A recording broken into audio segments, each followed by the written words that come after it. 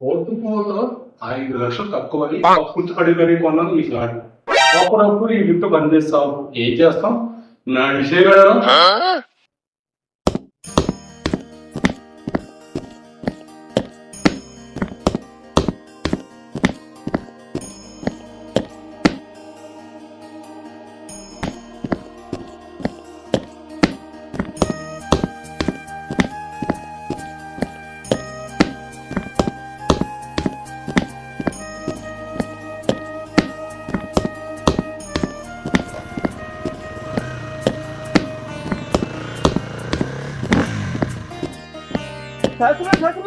ఏమిటయ్యా మీకు పనులు వచ్చారండి.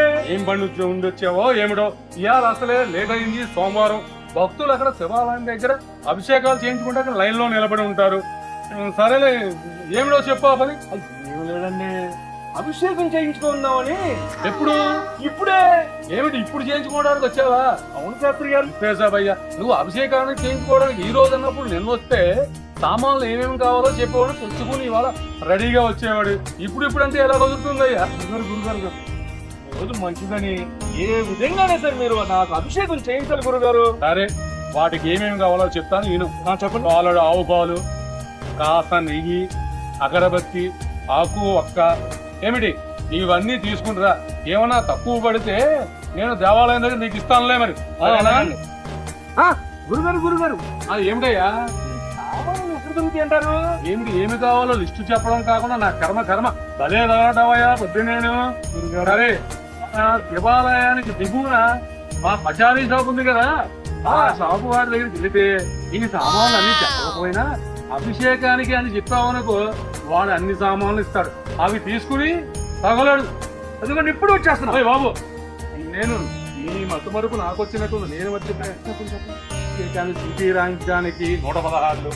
నాదే ముందులే దక్షిణ కింద ఒక 116. ఇది మాత్రం మర్చిపోకుండా తీసుకుని అభిషేకం సామాను కూడా తీసుకుని వచ్చే శివాలయానికి అభిషేకం చేయిస్తాను. ఇదిగోండి వచ్చేస్తున్నాను.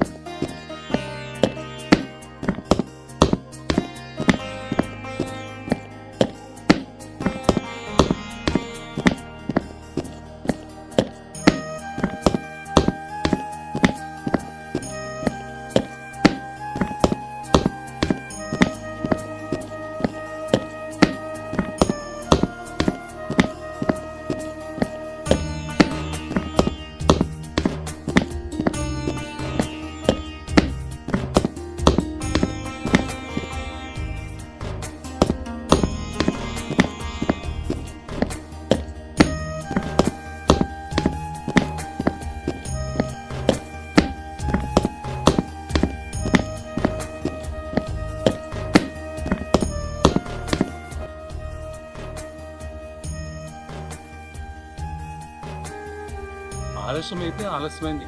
నేను అనుకున్న దానికంటే భక్తులు చాలా మంది జమ అయ్యారు. వీళ్ళంతా అభిషేకాలు చేయించుకుంటే ఈ రోజు నా పంట పండినట్టే.